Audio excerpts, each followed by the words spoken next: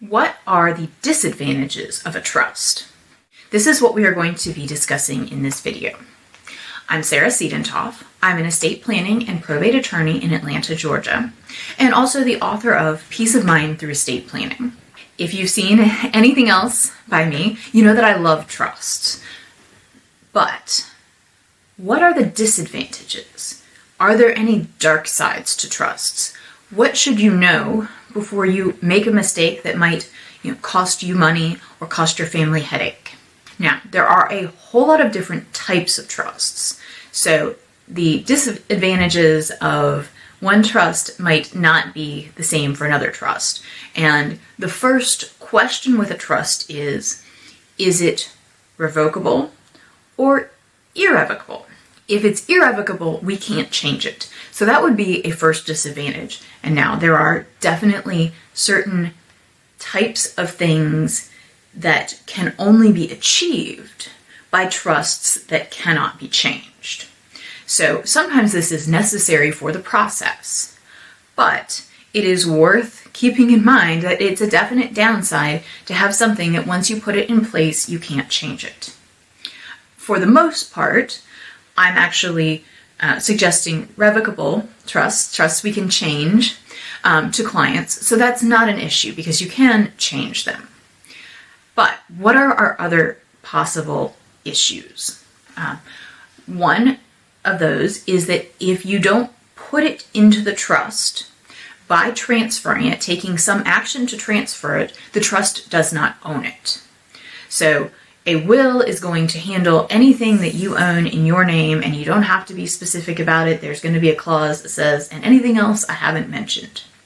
A trust can talk about the house and what you want to do with the house. But if we have not done a deed transferring the house from your name into the trust, it doesn't matter that the trust says what to do with the house. The house isn't owned by the trust doesn't govern the house. So generally speaking, we do have to take extra steps to put something into a trust. Of course, along with that is the idea of maintenance, because the house that you put in today may not be the house that you have 20 years from now, or maybe also we're getting vacation properties or something else that we want to put in the trust. And if you forget to do that, move and just don't put the new property into the trust, it's not there. So there is some maintenance involved with a trust. Additionally, of course, both with the upfront and with the maintenance, there tends to be higher fees. So it does cost more money to put together a trust and do deeds putting property into the trust as you move through life. So that would definitely be considered a downside. On the other hand, of course, there are a lot of fees and costs associated with not having your assets in a trust and having to go through probate and other things like that. But those are going to be our big potential downsides, disadvantages to a trust. And certainly along those lines, I have had many people come into the office with trusts. Sometimes they're still alive. Maybe they moved and they want to know if, this trust from another state is valid in Georgia. And other times someone has actually passed away and we want to know, what do we do about this trust? And as I dig into it, the question rises, what's actually in this trust? Was anything ever transferred into this trust? And almost, you hate to say every time, but almost every time, there is nothing in the trust.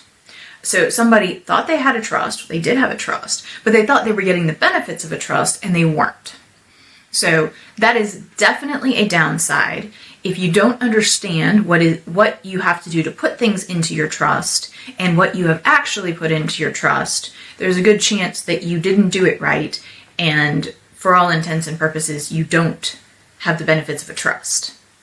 So definitely a disadvantage. Of course, if you do it right and get good advice, that's easily overcome.